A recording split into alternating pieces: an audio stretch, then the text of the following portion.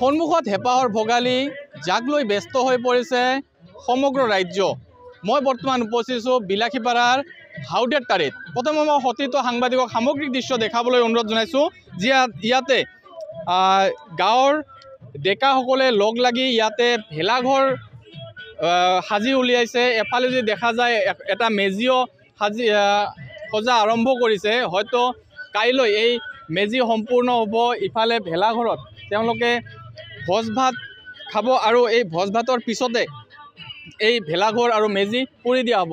যদি সম্ভৱ হয় মোৰ সতীৰ্থ সাংবাদিকে দেখাব যে এনেদৰে গাঁৱৰ জীয়ৰী বোৱাৰীসকল এনেদৰে গানৰ তালে তালে এওঁলোকে নৃত্য আৰম্ভ কৰিছে। কাৰণ হেঁপাহৰ ভোগালীক লৈ মাজত মাত্ৰ কিছুদিন বাকী, যাক লৈ গাঁৱৰ জীয়ৰী বোৱাৰীসকলৰ গাত পথ নাইকিয়া হৈছে। এনেদৰে সামগ্ৰিক পৰিৱেশ দেখাইছোঁ আমি NKTVৰ দৰ্শকসকলক যে এনেদৰে সমগ্ৰ ৰাজ্যৰ লগতে বিলাসীপাৰাতো কিন্তু এক আটকধুনীয়া উখল মাখল পৰিৱেশ সৃষ্টি হৈছে। যদি সম্ভৱ হয় মোৰ লগত কিছু এই গাঁৱৰে জীয়ৰী আছে, জীয়ৰীৰ সৈতে মই কথা পাতিম। বাইদেউ, প্ৰথম অৱস্থাত আপোনাৰ ওচৰলৈ আহিছোঁ। ভোগালী বিহুৰ শুভেচ্ছা জ্ঞাপন কৰিছোঁ আগতীয়াকৈ। কি জনাব? ইয়াতে আপোনালোকে ভেলাঘৰ মেজি সাজি উলিয়াইছে, আপোনালোকে খুব ব্যস্ততাৰ অন্ত নাইকিয়া হৈছে আপোনালোকৰ। কি জনাব আজি? কেনে লাগিছে? ভাল লাগিছে। সকলোকে মই পোনপ্ৰথমে ভোগালী বিহুৰ শুভেচ্ছা জ্ঞাপন কৰিছোঁ। ভাল লাগিছে, সকলোৱে মিলিজুলি ভেলাঘৰ সজাই আছে, ভাল লাগিছে। আৰু ঘৰত পিঠা পনা? পিঠা পনাৰ প্ৰস্তুতি চলি আছে। লাড়ু পিঠা, চুঙা পিঠা, শুকান পিঠা। ধন্যবাদ জনাইছোঁ। সম্ভৱ হয় মোৰ সতীৰ্থ সাংবাদিকে এয়া ভেলাঘৰৰ পৰিৱেশ দেখাইছে আমাৰ NKTVৰ দৰ্শকসকলক। যেনেদৰে ভেলাঘৰ সাজি উলিয়াইছে জনতা ক্লাবে, ইয়াতে খুব সুন্দৰভাৱে ভেলাঘৰ সাজি উলিয়াইছে। মোৰ লগত এই জনতা ক্লাবৰ যুৱকসকল আছে, মই তেওঁলোকৰ সৈতে কথা পাতিম। প্ৰথমে আপোনাৰ ওচৰলৈ আহিছোঁ, আগতীয়াকৈ ভোগালী বিহুৰ শুভেচ্ছা জ্ঞাপন কৰিছোঁ। কি জনাব? মই আপোনালোকক ধন্যবাদ জ্ঞাপন কৰিছোঁ। লগতে আপোনালোকৰ সংবাদ মাধ্যমৰ মাজেৰে মই সমগ্ৰ অসমবাসী ৰাইজলৈ ভোগালী বিহুৰ শুভেচ্ছা তথা ইংৰাজী নৱবৰ্ষৰ শুভেচ্ছা জ্ঞাপন কৰিছোঁ। অন্য বছৰৰ দৰে এইবেলিও আমি হাউডেৰতাৰী জনতা ক্লাবৰ উদ্যোগত আমাৰ ৰাইজৰ সৌজন্যত আমি ভোগালী বিহু উদযাপন কৰিবলৈ ওলাইছোঁ। ইয়াৰে ভিতৰত আমাৰ 3 দিনীয়া কাৰ্যসূচীৰে আমাৰ এই ভোগালী বিহু উৰুকা উদযাপন কৰা হ'ব। প্ৰথম দিনাখন আমাৰ বিভিন্ন খেল ধেমালি, চিত্ৰাংকন প্ৰতিযোগিতাৰ লগতে সন্ধিয়া ভাগত আমাৰ বিহু নৃত্য প্ৰতিযোগিতা। দ্বিতীয় দিনাখন সেই একেই।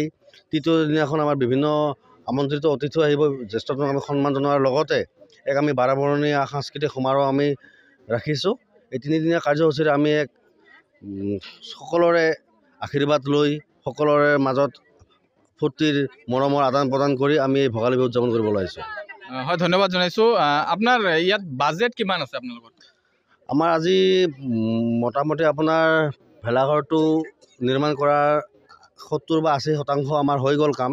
ইয়াৰে মোটামুটি আমাৰ আজি প্ৰায় বাঁহৰ পৰা আৰম্ভ কৰি, ৰছীৰ পৰা আৰম্ভ কৰি, খেৰৰ পৰা আৰম্ভ কৰি, যিহেতু নিৰ্মাণ কৰিবলৈ বিভিন্ন বস্তুৰ প্ৰয়োজন হয়, আমাৰ অলৰেডি ইয়াত 1 লাখ টকাৰ ওপৰত আমাৰ গুচি গ'লেই। তাৰমানে আমাৰ ৰাইজে আমাক বিভিন্ন ক্ষেত্ৰত বৰঙণি আগবঢ়াইছে, সহায় কৰিছে।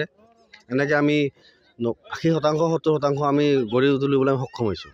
ধন্যবাদ জনাইছোঁ। মোৰ লগত আৰু এজন খুৰা আছে, মই খুৰাৰ সৈতে কথা পাতিম। প্ৰথমতে ভোগালী বিহুৰ শুভেচ্ছা জ্ঞাপন কৰিছোঁ। কি জনাব? আপোনালোকে ভোগালী বিহু উদযাপন কৰিবলৈ ওলাইছে। পোনপ্ৰথমে মই আপোনালোকৰ নিউজ চেনেললৈ আগন্তুক ভোগালী বিহুৰ শুভেচ্ছা যাচিলোঁ। আপোনালোকে আজি আমাৰ মাজত আহি আমাক উৎসাহ উদ্দীপনা দিয়াৰ কাৰণে আমি নথৈ আনন্দিত। আগন্তুক ভোগালী বিহুৰ কাৰণে আমি যিখিনি প্ৰস্তুতি লৈ আছোঁ, ইয়াৰ 80% ইতিমধ্যে সম্পূৰ্ণ হৈছে। বাকীখিনি কাম আজি বা অহাকালিৰ ভিতৰত আমি সম্পূৰ্ণ কৰিম। দেখা গৈছে যে গাঁৱৰ ডেকাসকল খুব সুন্দৰভাৱে ওলাই আহিছে। হয় হয়, কি বাৰ্তা দিব? হয়, বৰ্তমান গাঁৱৰ ডেকাসকলে আমাৰ অতি আদৰৰ ভোগালী বিহুটো বা যিকোনো বিহুৰ প্ৰতি বৰ্তমান উৎকৃষ্ট হৈছে। গতিকে সকলো ডেকা গাভৰু আজি ওলাই আহি বিহুত আজি ভেলাঘৰ সহযোগ কৰিছে। হয়, ধন্যবাদ জনাইছোঁ। এনেদৰে ৰাজ্যৰ বিভিন্ন প্ৰান্তৰ সমান্তৰালকৈ বিলাসীপাৰাতো কিন্তু এনেদৰে ভেলাঘৰ তথা ভোগালী বিহুক আদৰাৰ ব্যাপক প্ৰস্তুতি চলিছে। আমিও NKTV+ ফালৰ পৰা আটাইকে ভোগালী বিহুৰ আগতীয়াকৈ শুভেচ্ছা জ্ঞাপন কৰিছোঁ।